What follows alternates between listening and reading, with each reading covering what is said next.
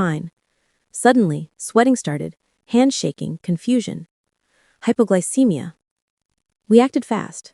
Glucose gel on the tongue, and within minutes, she was back. And Dr. Lila whispered, always ask diabetics if they ate. Then, an asthmatic patient, eyes wide, struggling to breathe.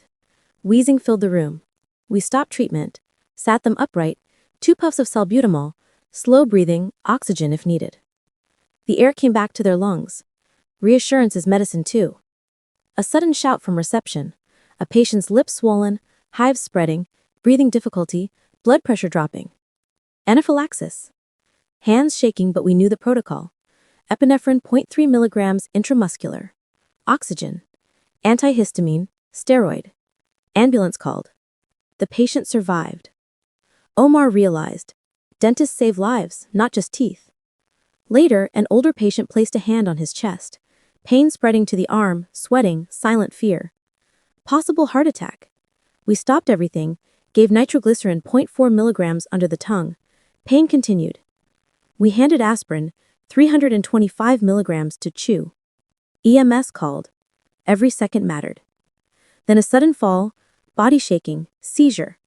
We cleared instruments, protected the head, did not restrain, turned the head to the side. When it stopped, we gave oxygen. If it had lasted more than 5 minutes, we would give midazolam. In emergencies, bodies shake, but your mind must not. Next patient hyperventilating, breathing too fast, panic taking control. We stopped treatment, coached slow breathing, calm voice, no oxygen. Sometimes fear itself is the emergency. When the room finally quieted, Dr. Lila opened a red box, the emergency kit, and she said, "You cannot fight emergencies with courage only. You fight them with preparation.